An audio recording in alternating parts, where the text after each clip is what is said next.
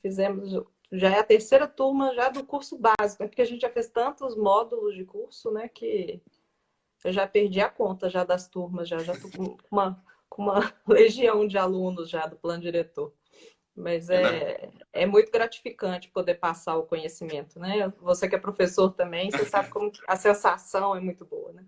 Da gente poder Não, distribuir o conhecimento. não, com certeza. Ah, deixando o trem para trás. Na verdade, a gente, quando vai estudando, né? E o plano diretor, ele é um plano complexo, né? E a gente Uhum, acaba sempre observando um detalhe ou outro. Então, sim. assim, estar sempre buscando informação, requalificando, participando desses treinamentos, dessas rodas de debates, acaba que sempre é gratificante porque você sempre volta com mais informação do que você foi, né? E com certeza, e é importante também para criar uma massa crítica também, né? De informação. De 4 em 4 anos a gente tem que debater as nossas leis urbanísticas, né? Não só aqui no município de Belo Horizonte, mas de forma geral, né? Isso acontece de tempos em tempos em todos os municípios. E esses debates, essas discussões, cursos, né? Isso vai agregando conhecimento e massa crítica para a gente, numa próxima, né? Tentar melhorar um pouquinho do que a gente fez no passado, né? A gente criticou muito o que está aí vigente, mas enfim, né? Está aí vigente. Página E agora a virada, gente tem vamos que. para frente.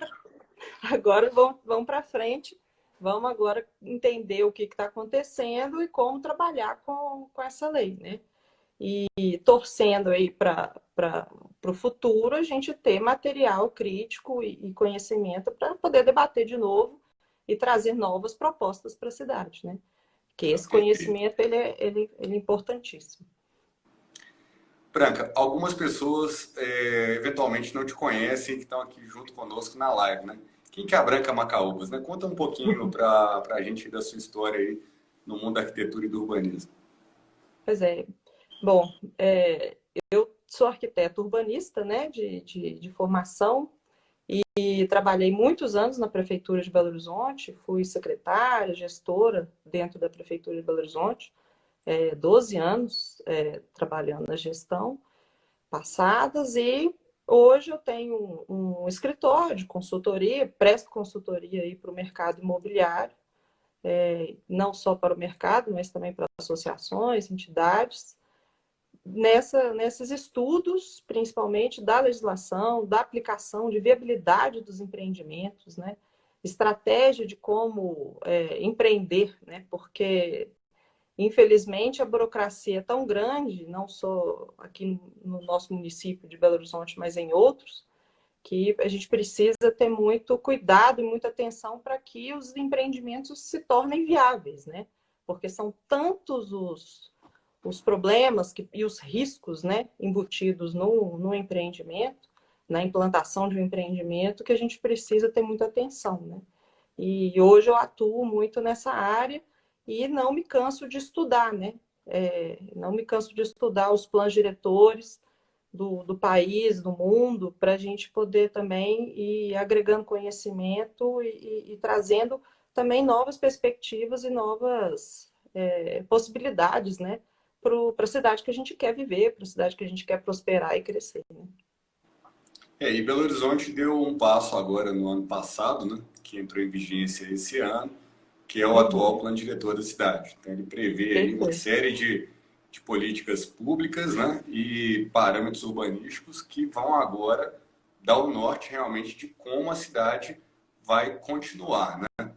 Uhum. Belo Horizonte tem um desafio, né, Branco, que a cidade já está, na grande parte, edificada. Ela não tem tantos Sim. espaços vagos, né? Como você enxerga isso hoje? 95% da cidade já é uma cidade construída, né? A gente tem 5% de lotes vagos no município. E aí é um problema, porque você tem que criar incentivos para essa renovação dessa massa construída, né? E aí que vem os desafios, né? Porque existe uma ilusão de que existe pessoas que acumulam, acumuladores de terra, né? Grandes patrimônios, que não é a realidade, né? Infelizmente, os planejadores urbanos, eles têm uma visão limitada de como funciona o mercado, né? Um pouco de preconceito e acham que o mundo, que o mercado funciona acumulando terras e especulando sobre isso. E, na verdade, não é isso que acontece, né? O mercado funciona através de permuta com pessoas, como gente como a gente, que tem uma casa, que tem uma loja, né? E a partir daí a gente vai fazendo negócios e transformando a cidade. E muitas Só vezes que traz justamente a história da cidade, né? Eu, por perfeito. exemplo, nasci no bairro Prado e minha família morava ali naquelas redondezas. Então, o meu bisavô, quando ele construiu o primeiro prédio no bairro Gutierrez, tinha um córrego na Avenida Francisco Sá e era tida como área periférica. Não era uma Uhum. área centralizada, era periferia, entre aspas, para aquele momento, né? Lá nos primórdios. Então, a cidade vai criando várias dinâmicas, né? E aí, Sim, quando a pessoa já está mais ou menos no final da vida, aquela casa ali, ela passa a ter um valor justamente pelo fato da cidade ter crescido e ela poder ser a origem de um novo empreendimento, né? E assim sucessivamente. Isso acontece demais, né? acontece o tempo inteiro, né? É o patrimônio das pessoas, né? E quando a gente não permite que esse patrimônio seja reciclado, né? A gente está, na verdade, impondo para essa família, para essas pessoas, uma desvalorização tremenda do seu bem, né? Do que ela passou, do que ela lutou a vida toda, né? Até porque Muito toda esses edificação dias precisa de ter a manutenção, de ter uma precisa ter revitalização ao longo do tempo, né? manutenção, são N coisas assim do dia a dia que a gente precisa ter. Então, assim, uma questão muito relevante é que se eu não permito e não incentivo as construções, novas construções, eu estou também matando a economia da própria cidade, que é o que a gente está vendo, né? A gente está tendo uma cidade cada vez mais antiga, uma cidade que economicamente não está se tornando viável, né? Empreender, construir, morar e trabalhar em Belo Horizonte. E nesse E ponto, Branca, aí, até para fazer um parênteses nessa colocação que você está fazendo, é que a atividade econômica que a construção civil, né, gera, ela é muito forte, muito capilarizada, ela irriga vários segmentos dentro de uma uhum, cadeia produtiva. E agora que a gente precisaria realmente de ter uma retomada, a gente tem, na verdade, um freio de mão puxado, entre aspas, sim, para a nossa cidade, né? sim. E é engraçado porque a gente tem informações de estudos, né? Por exemplo, do Banco Mundial, que está avaliando, por exemplo, que a pandemia, por exemplo, não está criando uma restrição para a construção. Na verdade, está criando uma demanda por construções e unidades maiores, né? E a gente tem uma lei que nos força a construir unidades cada vez menores, porque tem uma grande restrição de ocupação do território. Então, assim, em pequenas áreas, porque não é uma possibilidade de adensamento no território como um todo, é só em pequenas centralidades, como a lei chama. Então, assim, são pequenas centralidades, com pequenas unidades, e esperando que o terreno vai custar menos, que essa unidade vai ser barateada. Então, assim, a conta não fecha, né? No final das contas, a conta não vai fechar para quem precisa morar, né? Porque o que a gente tem que pensar é as pessoas precisam morar, né? A gente precisa resolver o problema habitacional do município. E, na verdade, lei após lei, a gente vem agravando com tantas restrições, a possibilidade dessas pessoas morarem em BH, né? E é o oposto do que a gente gostaria de ter, de morar e trabalhar em BH, né? É o oposto do que a gente gostaria de ter. E a gente sabe também que tem a questão da centralidade, que é uma das falas aí, né, que foram empoderadas dentro das discussões do Sim, plano diretor, mas a centralidade ela está ficando na prática muito cara para quem efetivamente poderia se habilitar para morar ali, reduzir os custos de transporte. Enfim, a matemática da lei não condiz com o que ela produz no discurso. né? Não, de jeito nenhum, porque para eu construir numa centralidade, eu sou obrigada a comprar uma outorga onerosa, né? Eu sou obrigada a crescer, a comprar um potencial construtivo. Além de todas as outras restrições da lei, eu ainda tenho que comprar um potencial para produzir alguma coisa na centralidade, né? As regras me obrigam praticamente me obrigam a fazer essa compra. E a gente observa, por exemplo, um município como São Paulo, que tem a mesma regra posta desde 2015, os planejadores urbanos de lá estão loucos para mudar a lei. Ano que vem eles vão já entrar com uma proposta de mudança de lei, porque elitizou as centralidades, né? Eles tiveram um movimento contrário do que seria o ideal. Ao invés de baratear as centralidades para que as pessoas pudessem morar, não. A gente teve um agravamento do crescimento de valor de unidades.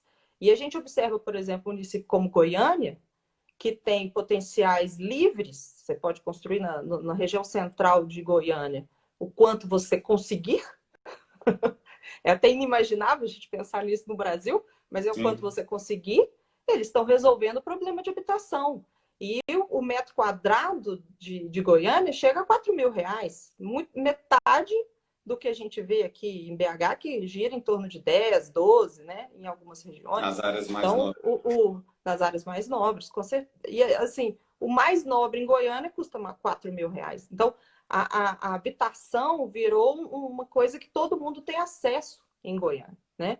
Porque pode se construir. É uma coisa simples, assim. Pode construir? Pode. Faz o seu prédio. O coeficiente é ilimitado. Então, o preço caiu, a oferta melhorou e é uma cidade que a gente pode ver que está resolvendo o problema de habitação. Está saindo N matérias sobre isso, estudos, porque é um sucesso, é um case de sucesso. O oposto do que a gente provavelmente vai ter aqui. Que a gente estava. Na verdade, a gente tem um desafio agora, né? É que a lei entrou em vigor em fevereiro, né? Mas ela tem ainda um prazo de transição, né? Que alguns projetos que foram aprovados nessa janela, né? Ainda herdam alguns parâmetros urbanísticos da antiga lei, né? Então, a gente vai vivenciar um período aí de 3 anos, certo? São 3 anos, até fevereiro de 2023, em que a gente tem apenas o potencial construtivo básico flexibilizado, né? Sim. E é engraçado porque, por exemplo, a gente tem terrenos dentro do centro da cidade, terreno de 600 metros quadrados, um terreno que, teoricamente, seria um bom terreno, mas por outras regras, por exemplo, de afastamento, que são tão rigorosas aqui no nosso município, eu não consigo alcançar nem 2 vezes a área do terreno. Né? Sendo que a lei fala, na região central você pode chegar a 5 vezes a área do terreno, é uma centralidade. Não consigo, porque tem outras regras embutidas tão restritivas quanto coeficiente de aproveitamento. Então, é uma somatória de restrições que dificultam muito a viabilidade da construção mesmo dos empreendimentos. Não, e para o mercado imobiliário de um modo geral, é difícil, inclusive, de calcular previamente esses indicadores de viabilidade, né? Porque no início da concepção dos empreendimentos, né, dos projetos de empreendimento, você não tem um detalhamento arquitetônico.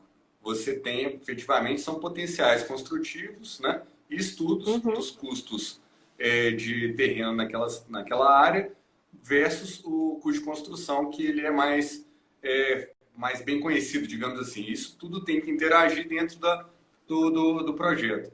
No momento que você tem muita restrição que pode estar atuando, você não sabe se o coeficiente de aproveitamento efetivamente vai ser quem vai te levar ao cálculo efetivo de viabilidade financeira, né? Eu acho que todos os incorporadores estão sofrendo muito aí para chegar nesse modelo matemático, né? Então, não é à toa que eu tô com as turmas cheias. Assim, os custos estão lotados, né, Branca? Estão lotados, porque de fato realmente é uma dificuldade. Virou um problema sério para rodar a viabilidade em Belo Horizonte. São tantas camadas de restrição, né? A cada terreno você tem assim, uma lista de restrições possíveis, né? Do negócio, né? Ou seja, depois que faz, você vem consertando o que está feito. E aí, quem consegue entender uma lei dessa, né? Precisa de arquiteto, engenheiro, uma consultora e uma conjuntura, um grupo de debate e discussão para fazer um prédio de 6 andares. É uma coisa inimaginável. e ainda rezar para o projeto ser aprovado, passar por todas as etapas. Então, assim, é um processo, né, como um todo, um tempo que se gasta que é triste, né? E a economia da cidade vai morrendo, vai todo mundo indo embora. E junta-se a isso questões de IPTU, outorga, e vai somando, isso vai somando. TBI, As etc. outras Tudo lá. cidades do entorno se tornam muito mais competitivas, né? Do que o município de Belo Horizonte. Branca, vamos só abrir um parênteses aqui. Eu quero registrar algumas presenças. O Sérgio Arroz, o vereador Bernardo Ramos também, do Partido Novo, que está presente aí. E tem Que algumas ótimo. perguntas aqui. O pessoal foi a banda. Eu acho que é um perfil aqui da banda misturado, mas enfim. É uma pergunta. Esse prazo de transição que ainda leva até fevereiro de 2023, né? Ele ainda também sofre algumas restrições, né?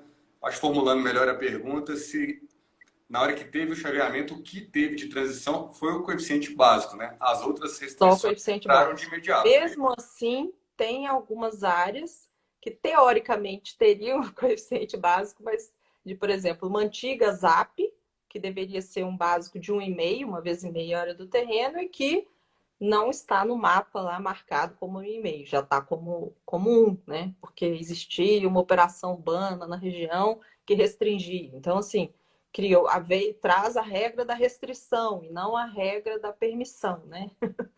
Quanto mais proibitivo e impeditivo for, parece que o raciocínio é sempre esse, né? Infelizmente.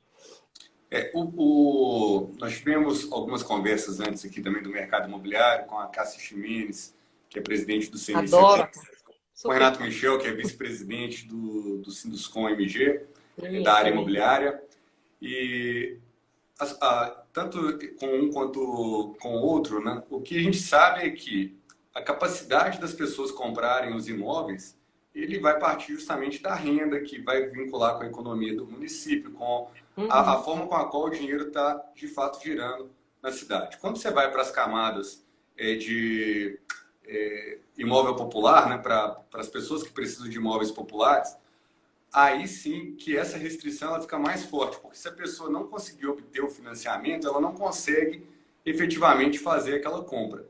Então, quando a Uhum. gente fala em imóvel popular, né, a única solução que as incorporadoras hoje acabam tendo é de ir para as regiões limítrofes ou para os municípios vizinhos, porque existe a tal da fração ideal, né? Ou seja, o custo da cota do terreno que aquela unidade efetivamente vai fazer. Sim. Hoje, na hora que a gente olha para o mapa do plano diretor, existe área desse tipo atrativa dentro do município de Belo Horizonte? Existem áreas que são manchadas para habitação de interesse social, né? As Que são AEs e as as EIs. AEs. Mas, novamente, assim, o planejamento urbano ele peca muito por não discutir com o mercado, né? É uma falha dos planejadores urbanos, aí eu digo de forma geral, né? Uhum. Esse conhecimento sobre o mercado. Porque quando a gente obriga o mercado a produzir 70% de unidades para uma faixa, 30% para outra faixa, sem saber se essa viabilidade fecha, se essa conta fecha, é um problema. Né? Então, por isso, aí já existe já há muito tempo e poucas viabilizaram, poucas viraram verdade. Porque o mercado não consegue fechar essa conta. Alguém precisa construir, alguém precisa pagar por essa obra, né? Ele tem que ser remunerado. E aí a gente tem problemas N, assim, por exemplo, existem limitadores de valor de compra. Eu não posso vender acima de X, né? De acima de R$ 135.000. Não tem como. Eu não, e aí eu tenho que ter um mix de unidades. Eu tenho que ter uma faixa 1, faixa 2, faixa 3, para eu conseguir fechar a conta. Como isso não é discutido, não é debatido, né? É simplesmente uma. O planejamento ele imagina o que ele gostaria de ter e impõe para o mercado, só que sem fazer conta. Né? Tem E que fazer. aí a coisa não roda. Infelizmente, tem que fazer conta. Infelizmente ou felizmente, tem que se fazer conta. Né? O que me deixa muito preocupado é que alguns exercícios, né, alguns laboratórios que são feitos, às vezes vão gerar efeitos totalmente indesejáveis, mas se demora muito para fazer a correção de rota e depois o tempo perdido Uhum, não tem como recuperar, né? E eu sim. temo para que esse capítulo de Belo Horizonte com esse novo plano diretor vá criar exatamente esse tipo de situação, né? E agravado porque a gente acaba tendo um baixo adensamento em grande parte da cidade, né? Quem viu o mapa de zoneamento do município de Belo Horizonte, as centralidades é uma porcentagem muito pouca do nosso território, né? A maioria, os bairros todos estão com restrição de ocupação, podendo construir no máximo aí uma vez 0,2 de terreno, uma vez 0,3 do terreno. É muito restritivo. Então, assim, a gente vai ter uma cidade com uma capacidade de produção de unidade habitacional muito baixa, né? E os E municípios aí, se a vizinhos gente vão não agradecer. produz, se a gente não consegue produzir unidade para classe média, para classe baixa, não tem jeito. As pessoas têm que morar. Todo mundo casa, ter filho, né? Separa. E assim, está acontecendo. A gente está vendo cidades do nosso entorno enriquecendo com uma economia pujante e largo crescimento imobiliário, econômico e BH esvaziando, infelizmente. Então, a gente precisa também desse time de discussão na Câmara Municipal muito atento a isso, né? Porque, meu Deus do céu, se a gente tiver que esperar aí 8 anos para uma discussão e para uma nova lei, a gente vai ter que rezar muito para É, conseguir reverter, porque cada vez mais vai ficando mais difícil. Então, nesse momento, a Câmara Municipal ela é fundamental que ela esteja muito ativa, atuante e atenta, né, a esse movimento e ao que está acontecendo na cidade, para ter rapidez na resposta para o município, né? perfeito. Branca, inclusive para a gente até conectar num tema aqui, a professora Daniele, lá do UniBH, que trabalha na área também de impactos, avaliação dos impactos ambientais, ela fez uma pergunta aqui e eu vou só dar uma lapidada na questão.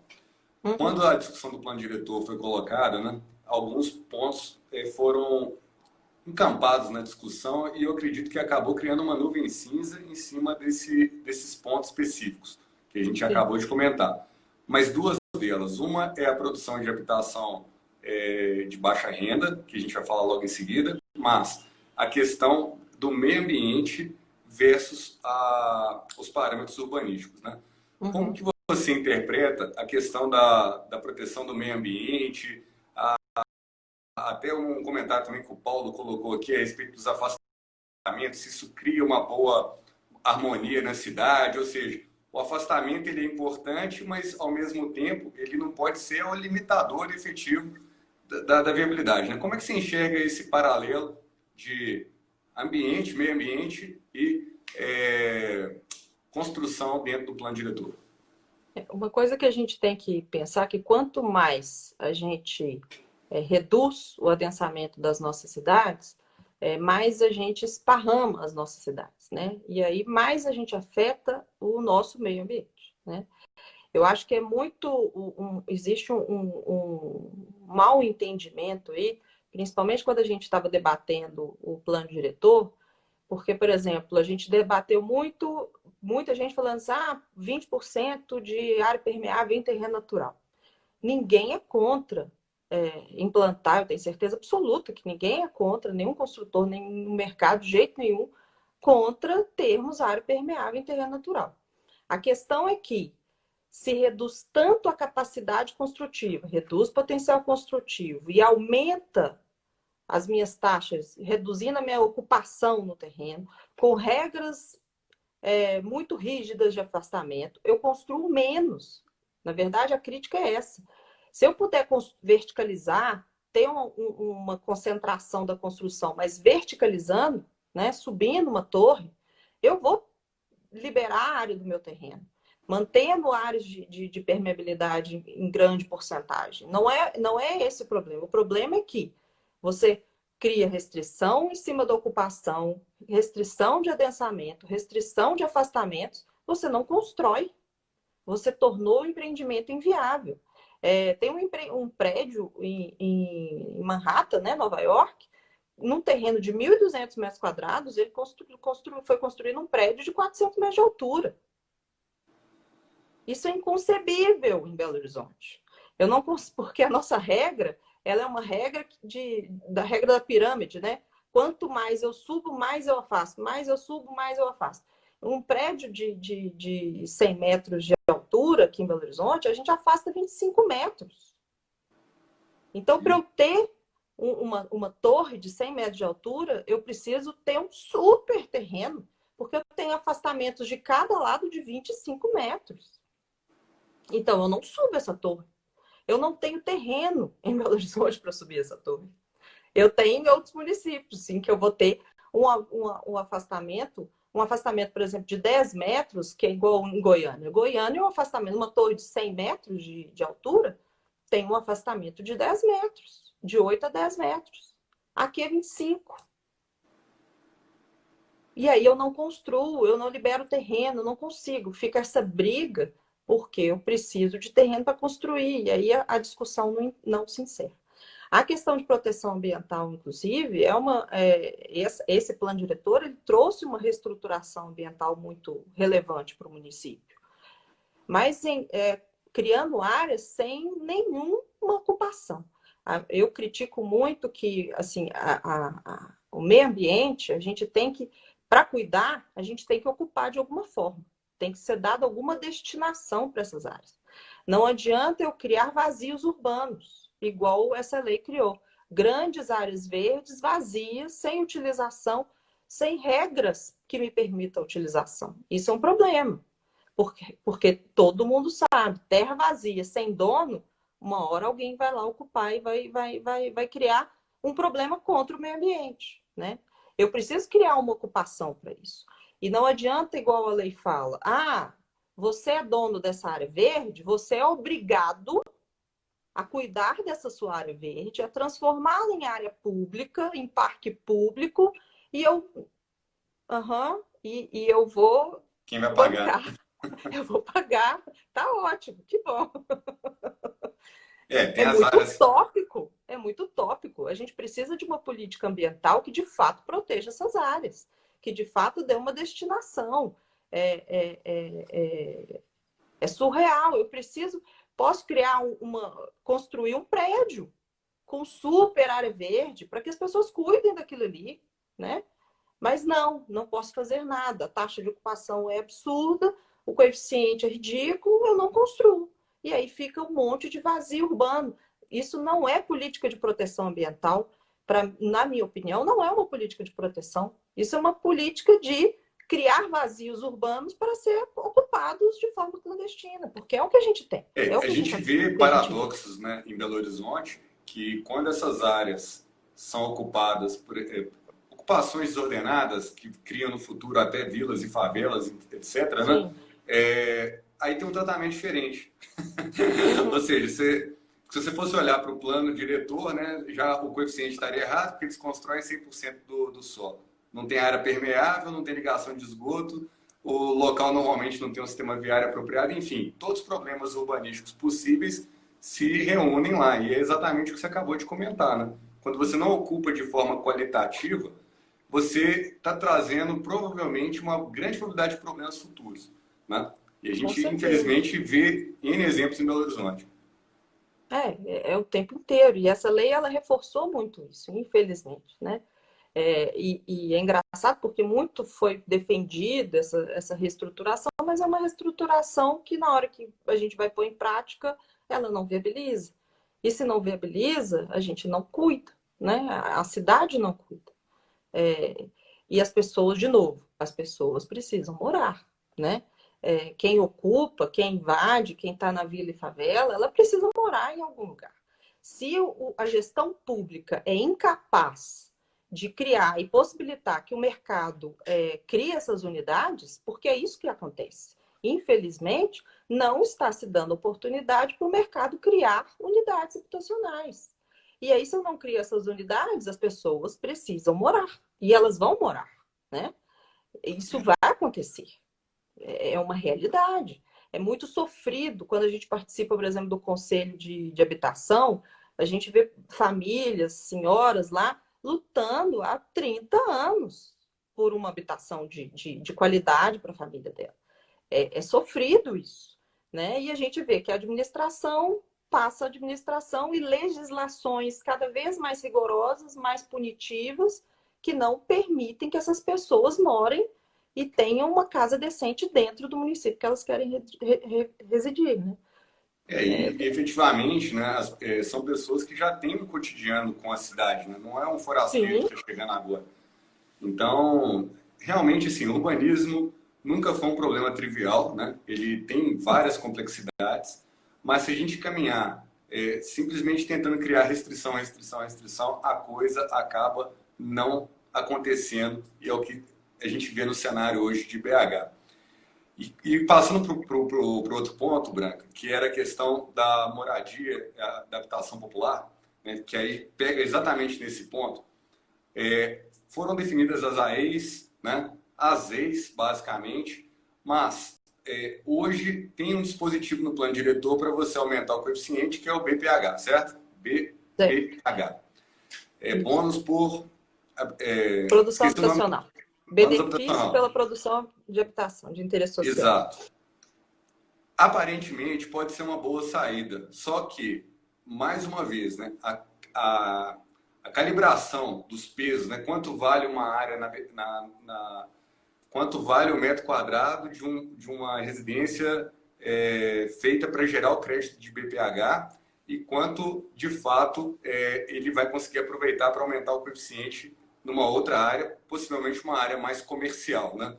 Isso não está bem equilibrado. Você vê que esse dispositivo pode ser uma boa solução efetivamente?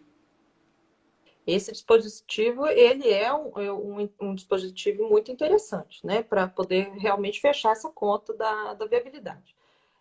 Mas aí entra uma coisa que é importante, é a questão de valor de terra, e aí valor de terra pela planta básica da própria prefeitura, né? Porque eu deveria incentivar que essas áreas onde eu quero construir habitação de interesse social, que eu tive, como a lei ela, o tempo inteiro ela faz referência ao valor de ITBI, né? A nossa referência é sempre essa, deveria ter um estudo casado com isso, de que essas áreas tivessem uma valorização para eu poder rentabilizar melhor o empreendimento de baixa renda, né? Então, algum tipo de benefício nesse sentido. Eu não estou falando de simplesmente remunerar melhor quem está fazendo habitação de interesse social. Nada mais justo, né? E não é o que a gente vê, porque a política urbana, né? Ela é separada, segregada da política da fazenda, né? Então, uma coisa não conversa com a outra. A gente não vê que existe um diálogo nessa balização dos valores. E aí, por exemplo, mesma coisa, as áreas de proteção ambiental. Eu poderia gerar potencial construtivo das áreas de proteção ambiental, mas elas valem tão pouco que eu não consigo gerar nada. E aí a gente questiona, fala assim, mas não é justo melhorar o valor dessas áreas para eu rentabilizar e criar a possibilidade de cuidar dessas áreas? Ah, não, uma coisa descasada com a outra, né? Esse discurso não se alinha, né? que a legislação hoje tem é uma coisa assim absurda, né? Porque eu vou até fazer um comentário, o Paulo perguntou aqui sobre a criação de áreas incentivadas. Para você incentivar uma área, tem que ter, de fato, um incentivo numérico, né? Não adianta só falar que faz parte da política. Por exemplo, as centralidades, né? Podia se pensar até em situações de outorga onerosa negativa, né? Mas Belo Horizonte não está indo para essa linha, né? De incentivar. A questão do próprio crédito do BPH, por exemplo, a tabela ela tem que inverter. O lugar que está com o IPTU baixinho lá, porque é um lugar AES, né, por exemplo, né? Mas uma construção ali deveria gerar um crédito grande em outra área. Exatamente. Ou seja, criar uma lógica que aí sim, ao invés de ter o Estado construindo casas, né? Em vez de ter o governo lá preocupando em fazer moradia popular, que não é funcional, você ia colocar o próprio mercado privado correndo atrás para edificar essas moradias populares e aí sim fazer a máquina girar. e a gente Não, está isso com vendo um certeza. movimento contrário. O governo ele tem que cuidar de educação, saúde, né? Ele tem que focar nesses itens, né? E deixa quem sabe trabalhar com construção, trabalhar com construção, né? E Perfeitamente. fazer, porque fazem bem, né? E não é dar dinheiro, a gente não está falando de dar dinheiro, não. A rentabilização justa tenham unidades habitacionais suficientes para atender as nossas necessidades de número de pessoas para morar na cidade. Né? No final das contas, esse é o grande objetivo, né? Eu acredito que esse é um ponto de muito trabalho aí para a próxima legislatura, né? Na Câmara Municipal, Não tem dúvida. articular isso com o Poder Executivo também, com a Prefeitura, para realmente engrenar colocar essas engrenagens funcionando para, pelo menos, fazer não vou falar uma correção total de rotas, não, mas pelo menos colocar o plano diretor alinhado com o mercado imobiliário de um modo geral, para que a gente realmente veja, daqui a 8 anos, né, produto efetivo do que foi falado e pensado lá atrás. Né? Senão não vai ter nada, a verdade é essa. Não vai ter nada. E essa é uma lei que vai ser debatida na próxima legislação, no próximo ciclo, né? Porque é uma legislação antiga, a gente está com uma legislação aí da parte de finanças de 2009, já tivemos algumas mudanças aí, 2 mudanças de lei urbanística sobre ela está defasada, está desatualizada e vai precisar de ajustes. E esse é um debate fundamental para a cidade, né? A questão de imposto, e aí é relevante porque ela tá ligada completamente com a parte urbanística. Né? Se eu não trabalho bem a legislação relativa à ITBI, à IPTU, essa planta básica do município, eu corro o risco de inviabilizar mesmo, completamente a construção civil no município. Né? E isso é uma visão que poucos têm, porque normalmente uma coisa, outra coisa, e não anda alinhado esse discurso. Né? E hoje esse debate ele tem que ser casado. Né? Os vereadores terão que ter uma atenção, porque qualquer mexida que eles façam na planta básica de Belo Horizonte vai afetar o mercado imobiliário como um todo.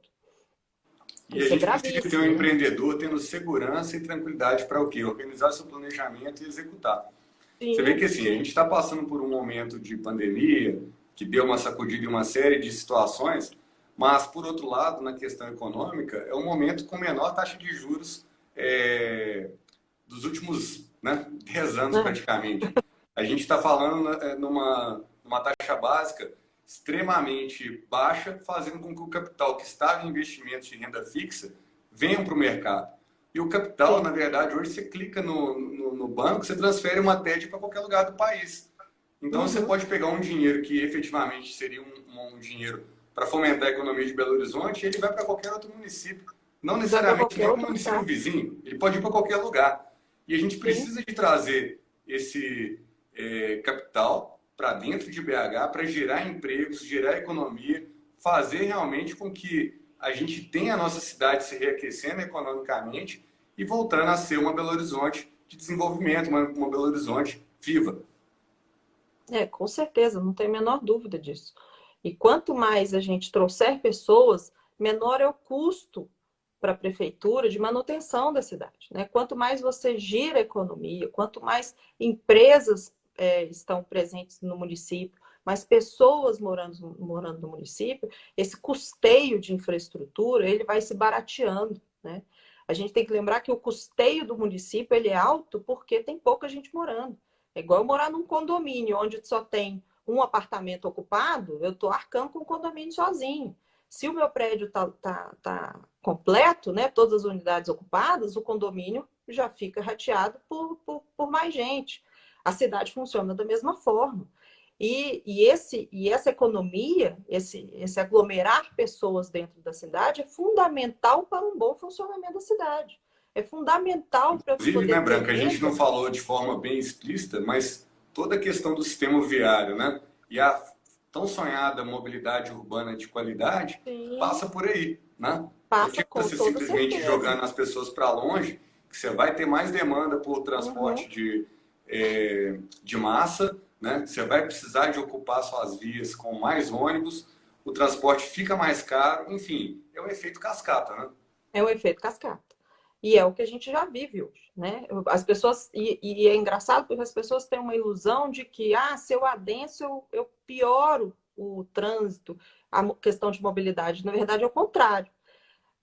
A gente vive em cidades, né? E aí não só Belo Horizonte, mas todas as nossas cidades brasileiras são tão restritivas e tão esparramadas que todo mundo tem problema de trânsito. Não é porque a gente tem um adensamento alto, na verdade é o contrário, porque temos uma densidade baixíssima de populacional nas nossas cidades, que nos obriga a pegar carro, né? E aí esse custeio que eu estou falando, por exemplo, de ônibus, por que as prefeituras não dão conta de subsidiar ônibus? Porque elas acabam não sobrando dinheiro para subsidiar, né? Porque transporte público quase que no mundo inteiro é subsidiado, mas o custeio é tão caro, a conta fica tão cara que quem vai pagar é o cidadão. E a gente paga Na usando chave, a verdade, o gente cidadão paga sempre é quem vai pagar a conta no final, sempre né? tá pagando, Não existe tá dinheiro sempre brotando de pagando. árvore, né? Ele não sai do nada, ele basicamente é arrecadado É. do quê? Do cidadão, são os impostos e Mas tudo. E essa as pessoas gestão é perdem às vezes essa fundamental. noção. Mas Sim. elas estão E pagando essa caro no gestão é IPTU. fundamental. Sem essa gestão, a gente não consegue ter uma cidade economicamente viva que esse custeio seja dividido por todos, né? Na verdade, o nosso custeio fica alto. A gente custa caro viver em Belo Horizonte porque o custeio não está sendo dividido e rateado com muitas pessoas, e sim com poucas, né? E além de discutir tecnicamente leis tão importantes como essa do plano diretor, a questão dos tributos, a gente precisa muito de trabalhar exaustivamente para diminuir os custos da máquina pública e principalmente o custo da política, que é uma das Sim, bandeiras que o Partido Novo defende, que é de enxugamento dos gastos. A gente precisa de ter pessoas mais eficientes gastando muito menos. É uma estrutura caríssima, né? E no sim. final das contas, quem paga é o cidadão. A gente precisa realmente de virar essa página no nosso país inteiro, mas agora a nossa pauta é a nossa cidade.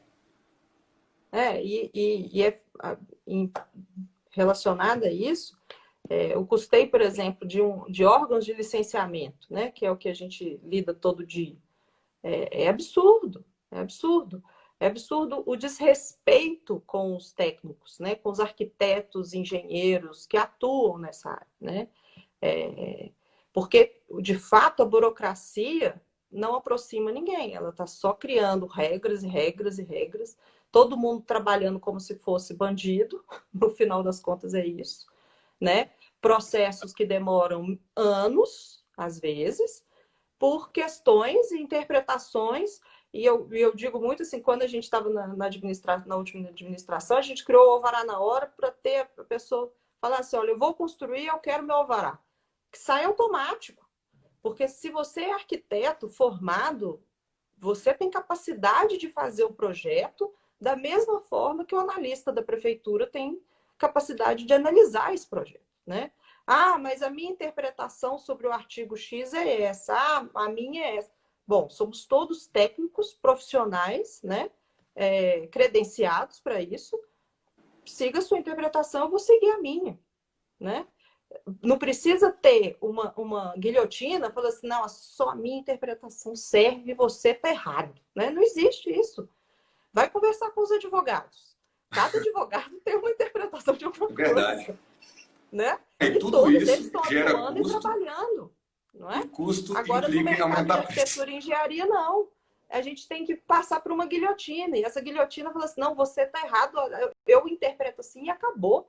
Não é assim. E aí a gente vai limitando a capacidade até criativa da arquitetura, né, de construção da cidade, porque você vai pondo regra, regra, regra, regra, que você não consegue nem criar alguma coisa nova. E vai fazendo esses caixotinhos que a gente tem em BH. Belo Horizonte é famosa pelos seus caixotinhos, né? Infelizmente.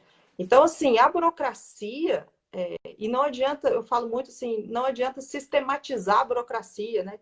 Criar fluxo para a burocracia. Você tem que acabar com ela de uma vez.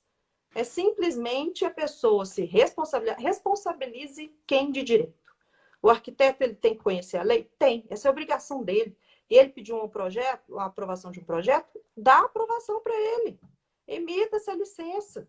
Vai fiscalizar, né, a obra para ver se ela está correta, mas não impeça que essa engrenagem rode, né, por interpretações, por análise.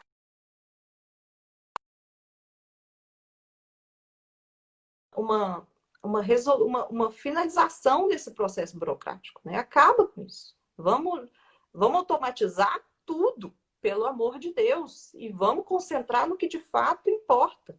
Vamos fazer gestão da cidade, vamos fazer gestão da política urbana, né? Mobilidade, é isso que a gente tem que trabalhar. Isso aí. Branca, vamos encaminhar para a finalização, mas eu queria só registrar aqui o Marcelo Carrato, da Miriam Dairel, mandando uma mensagem aqui. Eu não sei se você consegue ver na sua tela também, mas ele pergunta o seguinte: não estou vendo. Quando entro na planta do GeoCiurb e coloco o item centralidade local, ele mostra vários pontos em bairros de berço. Isso já é do novo plano diretor? Já está atualizado? Isso já é do plano diretor. Já está atualizado. Então, maravilha. O CIURB já está atualizado. Outras pessoas aqui também colocaram. Gente, eu fui lendo aqui, vocês me desculpem, eu não consegui citar todo mundo, né? Porque a gente estava nesse bate-papo sensacional aqui com a Branca e eu não consegui, de fato, ir colocando tudo. Mas eu acho que tem bastante informação bacana que foi sendo colocada. Alguns aqui depois eu pego e respondo, ou se não, podem me mandar um direct ou mandar um comentário na rede social. E quero mandar um abraço aí para todo mundo que participou, né? O Roberto Tostes, o Batata aí, que é o nosso atual presidente da Prodente, que está aqui na live também, o Vinícius, o Mauro, deixa eu ver aqui, o Adriano Sampaio também esteve presente, fez comentários. Acho que tem muita gente bacana que veio e participou, o Bruno. Enfim, eu quero agradecer cada um de vocês e especialmente, Branca, te agradecer por esse bate-papo e dando tudo certo aí nessa caminhada para a Câmara Municipal esse ano. Vou contar muito com sua ajuda, viu? Com certeza, pode contar. Vai ser um prazer, vai ser uma alegria te ver lá, viu? Então tá certo. Eu acho que a gente vai conseguir agregar muito e fazer as devidas correções de rota aí, que são necessárias para que a gente coloque a nossa cidade nos trilhos, né? Com certeza.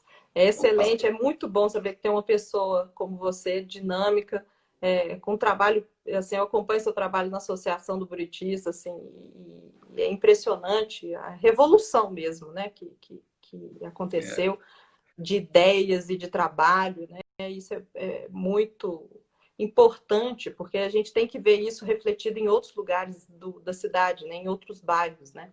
É um exemplo mesmo. E você pode contar com o meu apoio irrestrito, com certeza. Vamos juntos para poder trabalhar a cidade. É isso aí. Vamos juntos melhorar a nossa cidade, né? Com certeza. Tá bom. Pessoal, muito obrigado a todo mundo que ficou aí, que participou. E na próxima quarta-feira temos mais live aqui. Vou divulgar nas redes sociais. Também uma pessoa ligada à área da engenharia. E vai ser super bacana. Beleza? Grande abraço. Obrigada, viu, Braulio? Foi um prazer. Valeu, Branca. Tchau, tchau. Tchau.